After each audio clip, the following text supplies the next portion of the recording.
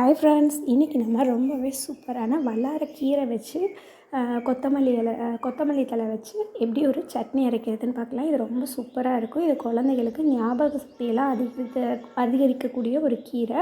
So கண்டிப்பாக எல்லாருமே நீங்களும் சாப்பிடுங்க, குழந்தைகளுக்கும் செஞ்சு கொடுங்க. வாங்க இது எப்படி செய்யலான்னு பார்க்கலாம். இதுக்கு ஒரு பேனில் ஒரு 2 ஸ்பூன் அளவுக்கு எண்ணெய் ஊற்றிக்கோங்க. 1 ஸ்பூன் கடலைப்பருப்பு, 1 ஸ்பூன் உளுந்தம்பருப்பு போட்டு அது நல்லா கோல்டன் ப்ரௌன் வர்ற வரைக்கும் நல்லா வறுத்துக்கோங்க. இப்போ ஒரு 10 சின்ன வெங்காயம் சேர்த்து அதையும் நல்லா வதக்கிக்கோங்க. ஒரு காரத்துக்கு ஏற்ற மாதிரி நீங்கள் மிளகாய் சேர்த்துக்கோங்க. கொஞ்சமாக புளி, இப்போ தேங்காய் சேர்த்துக்கலாம். இது எல்லாத்தையும் சேர்த்துட்டு நல்லா ரோஸ்ட் பண்ணிக்கலாம்.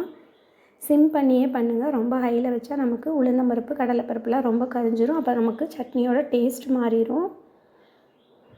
இப்போ நம்ம கழுவி சுத்தம் பண்ணி எடுத்து வச்சுருக்க கொத்தமல்லி இலை அதோடு சேர்த்திடலாம். கொத்தமல்லி இலை இது எல்லாமே பார்த்திங்கன்னா போட்ட பிறகு ரொம்ப வதக்கக்கூடாது. நம்ம முன்னாடியே தேங்காய் வெங்காயம் எல்லாத்தையும் நல்லா வதக்கிட்டு அதுக்கப்புறமா கொத்தமல்லி இலை சேர்த்துட்டு ஒரு 2 தடவை வதக்கிட்டு அதுக்கப்புறமா நம்ம சுத்தம் பண்ணி எடுத்து வச்சுருக்க வல்லார கீரை இங்கே பாருங்கள், இந்த மாதிரி தான் இருக்கும்.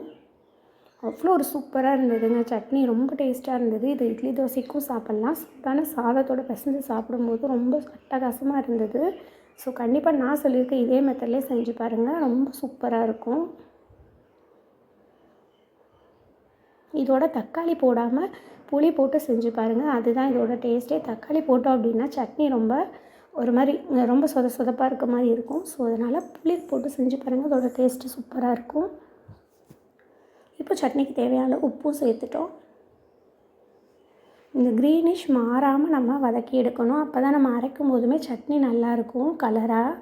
இல்லைன்னா பார்த்திங்கன்னா ஒரு மாதிரி டார்க் க்ரீனில் இருக்கும் பாருங்கள். இந்த மாதிரி க்ரீனிஷாக இருக்கணும் சட்னி. அப்போ தான் சாப்பிட்றதுக்கும் ரொம்ப டேஸ்ட்டாக இருக்கும்.